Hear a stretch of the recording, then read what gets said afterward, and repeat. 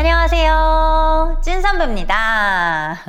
이번 화에서는 매니지먼트에 대해서 말씀을 드려볼게요. 대부분의 배우분들이 혼자서 이제 활동을 하시다가 꼭 매니지먼트에 들어가고 싶어 하세요. 저도 활동할 때 사실 혼자서 활동하기 좀 힘들거든요. 오디션을 보기도 조금 힘들고 맨날 메일링하고 프로필 돌리고 막 이렇게 영업을 하는 게 쉽지 않으니까, 그렇다고 해서 결과가 잘 일어나지 않으니까 매니지먼트에서 막 전폭적인 지지를 받으면서 무언가 성장하고 싶다 이런 생각 다들 하고 계실 거예요. 매니지먼트는 사실 신인 배우를 뽑는 과정들이 없는 것 같아요. 어떤 배우가 단역으로 나왔는데 그 배우가 너무 괜찮아서 한번 미팅해보고 싶어서 이런 경우들이지, 단순히 나한테 메일이 왔으니까 그 메일을 보고 이 배우 괜찮다라고 하는 경우는 거의 없어요.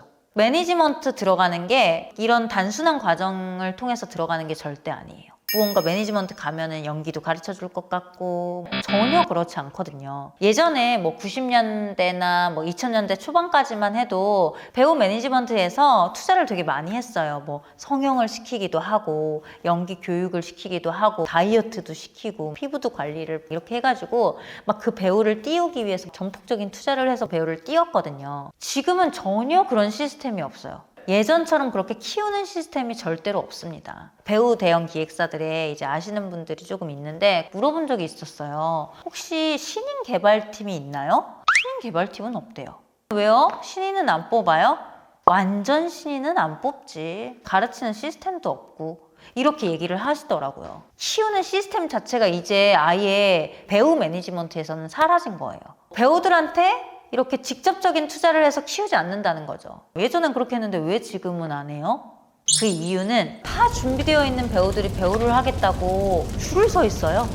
굳이 투자를 하지 않아도 다 준비되어 있는 배우랑 계약을 하면은 바로 수익이 날 수 있는 구조의 배우들이 있는데, 굳이 막 시간이 흘러서 이 배우가 진짜 제대로 성장할지도 모르는데 그 시간을 투자하지 않는 거죠. 그냥 뭐 아무것도 준비가 안 되어 있는데 매니지먼트에 들어가고 싶다?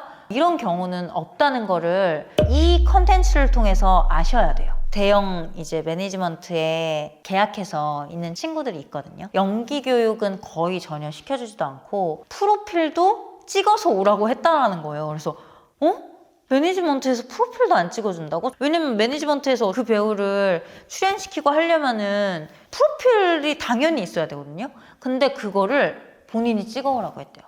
이만큼 매니지먼트에서 이 신인 배우들이나 잘 나가는 배우가 아닌 무명 배우들한테 이만큼 투자를 하지 않는구나. 정말 잔인하게 들릴지 모르겠지만요. 누구도 여러분들을 키워주지 않습니다. 스스로 성장하셔서 선택받는 존재가 되셔야 합니다. 매니지먼트랑 어떻게 계약을 해야 돼요? 방법은 단 하나. 스스로 활동하셔야 합니다.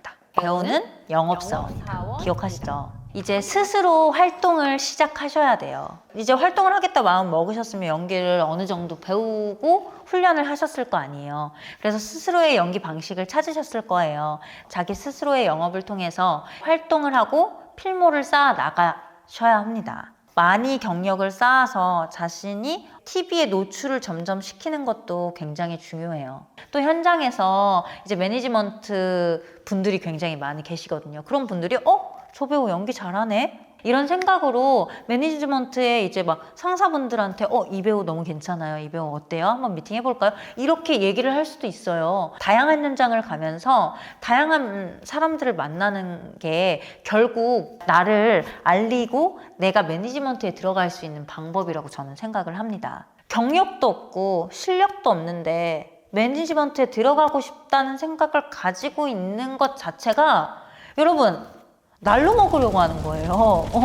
그래요. 이거 다 했어요. 저 필모도 쌓았고 경력도 쌓았고 어느 정도 제 캐릭터도 찾았고 그래서 혼자서 어느 정도 활동은 해요. 근데 저는 어떤 회사를 선택해야 돼요?